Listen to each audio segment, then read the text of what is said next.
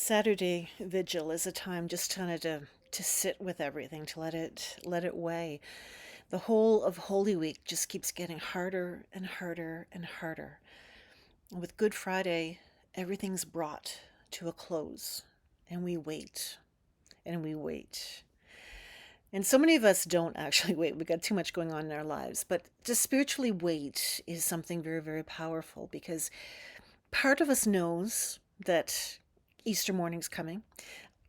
The rest of us knows we want to really be in this moment and take this time of reflection before we get to any celebration. So we've got to wrestle with ourselves a little bit.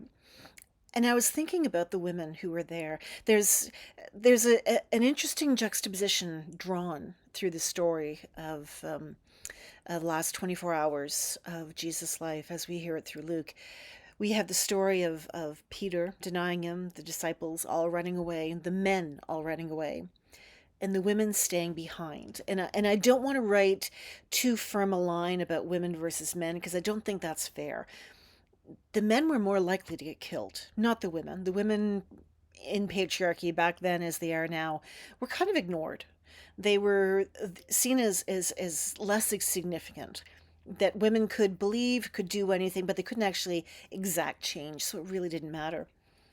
What was really interesting, though, is that the women who were there were the ones who would exact change. They were the ones who had the money to pay for Jesus' ministry, to get the message out there. In fact, Origen talks about Mary Magdalene, probably a woman who had a base name Mary anyway, became the speaker of a lot of the first generations. Um, so the fact that the women heard the story and shared the story is profoundly important to Christian development. But the patriarchal society at the time did not think women were capable of it. Women did their job. They took care of the house. They took care of I mean, they had work, they had jobs, but they just took care of society in ways that men ignored because women were taking care of it. Sounds way too familiar.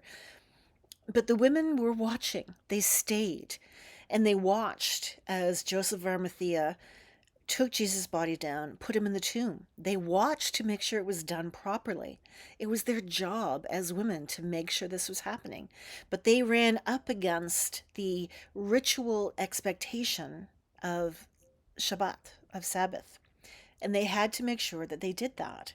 So here we have women kind of stuck in two worlds, the world of having to take care of their family, their loved one, who Jesus was, but couldn't because of the rituals expected of them. And it's there that we stop and we wait and we hold. And we read through Luke that the women were ready. They had all the spices lined up, they had everything put together, but they couldn't yet go to the tomb. Our faith is one of action. Complete stop is not something we do well. I guarantee you, families and clergy are running around like mad right now preparing for Easter service.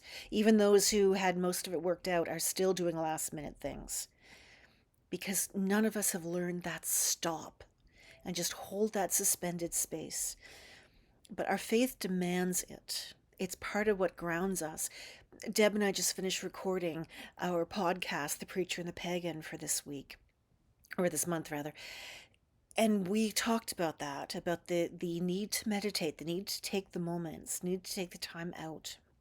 Your faith is exhausted by the time it gets to Easter Vigil. Mount your base your base your ritual, your tradition, your expression on the women. They were ready, but they waited.